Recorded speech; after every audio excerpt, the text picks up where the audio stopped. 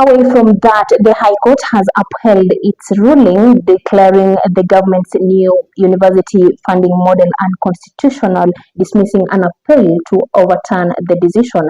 Judge Chacha Mwita reaffirmed the December 20th judgment, stating that the model contravenes the Constitution, marking a significant setback for the Kenya Kwanza administration. Our reporter Florence Simiyu with more details to that story.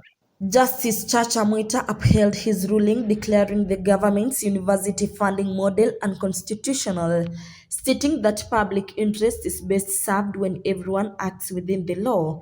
He criticized the higher education loans, both the Education Cabinet Secretary and the Attorney General, for their contradictory actions, appealing to suspend the judgment while claiming they intended to comply. Rejecting their applications, Mwita ruled, "I am not persuaded that there is a merit in granting the application. The application dated 27th January 2025 is declined and dismissed." He reaffirmed that the funding model lacked a legal framework, was discriminatory, and failed to meet a legal requirement for public participation. The university's fund and help in their appeal argued that the ruling could disrupt learning due to funding delays, but Mwita maintained the government has a constitutional responsibility to fund public universities.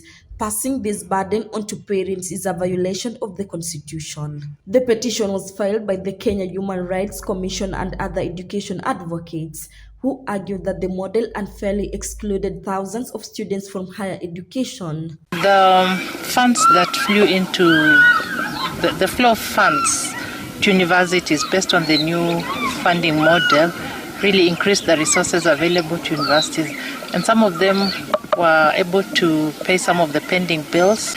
In the past, the budget for university education used to grow by 5%.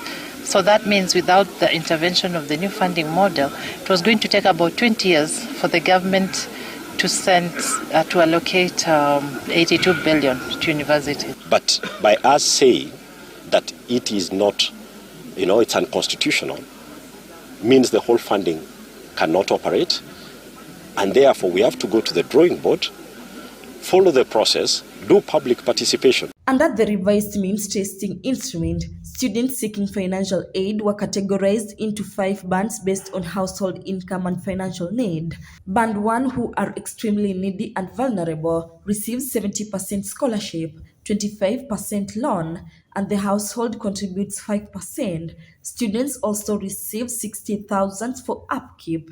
Band 2, who come from low-income families, receive 60% scholarship, 30% loan, and pays 10% of fees. Upkeep support is 55,000. Band 3, who are modest income families, receives 50% scholarship, 30% loan, and pays 10% of fees. Upkeep support is 50,000. Band 4, who are middle income families, pays 40% of fees, receives 30% loan, and 45,000 for upkeep. Band 5, who comes from higher income families, pays 60% of fees, receives 30% loan, and 40,000 for upkeep. And now the model is still declared unconstitutional. Reporting for Tandao News Outlook at 1, I'm Florence Simiyu.